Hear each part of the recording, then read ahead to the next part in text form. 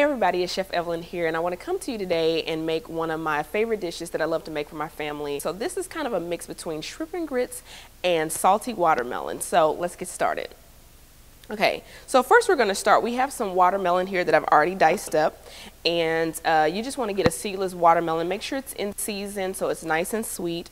And we've got an orange that I've just segmented, and you want to keep all the juices, and everybody's going right into the bowl. It's a really light and fresh salad, but it's really great in the summertime, but I like to serve it year-round. And then also I've got some diced jalapeno for a little bit of spice, because you just can't have all that sweetness. You need something to balance it out. Just to make it even more refreshing, we're going to add some fresh mint to that, okay? So that is pretty much the base of our salad, and we're going to make a little bit of a dressing. I've got a lime here, and I'm just rolling it on the board to release the juices. If you don't want to do that, you can actually pop it in the microwave for about 10 seconds, and then that would help loosen some of the juices. But we're going to take some zest first, and here's a tip. Always zest the lime before you cut it, because it's really hard to zest the lime once it's been cut in half. So I'm just going to take just the green part, and when you do this, when a recipe calls for zest, you really want just the oil and the flavor and not the citrus. And I'm only going down barely to the white part because I just want the green, because the white part is the part that's the most bitter. So that's about all I need, and I'm just going to go right into my salad.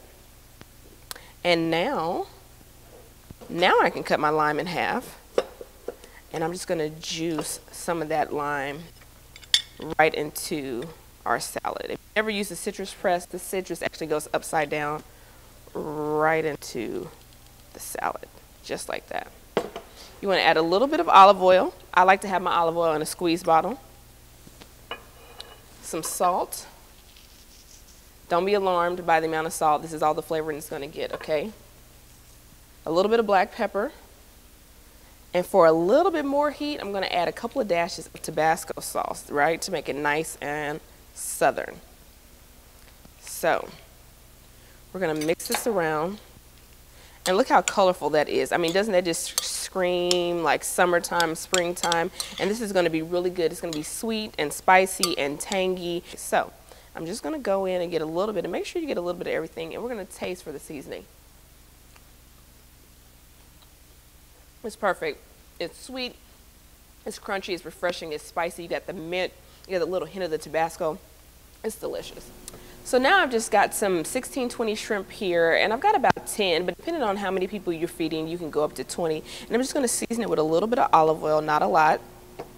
And I've got some kosher salt here. You want to season this liberally. And I've got some black pepper, okay?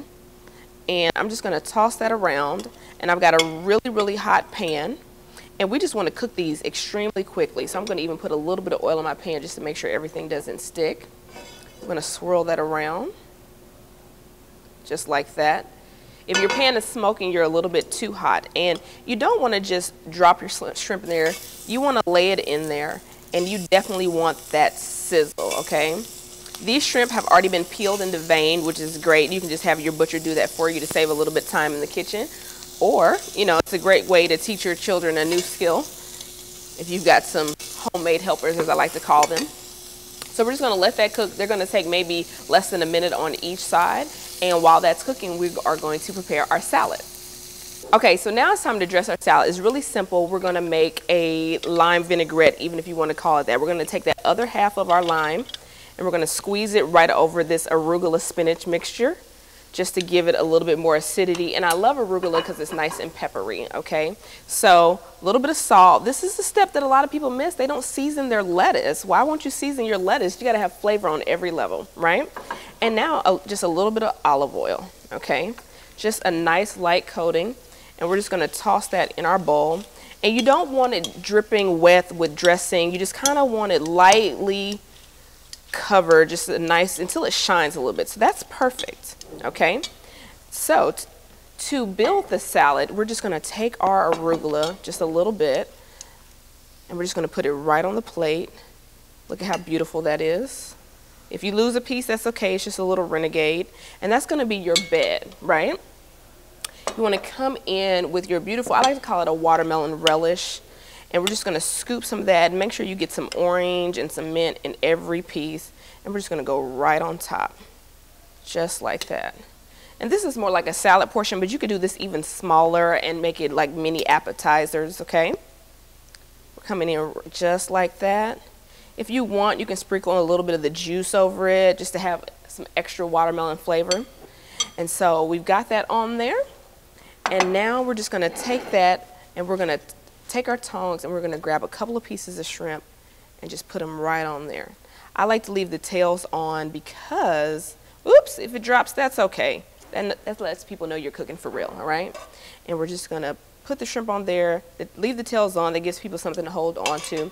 And we're gonna sprinkle a little bit of bacon on here. You can use pancetta or whatever you have for a little bit of smokiness, okay? A little bit of smokiness, a little bit of crunchiness, and who doesn't love just some good old bacon fat, all right?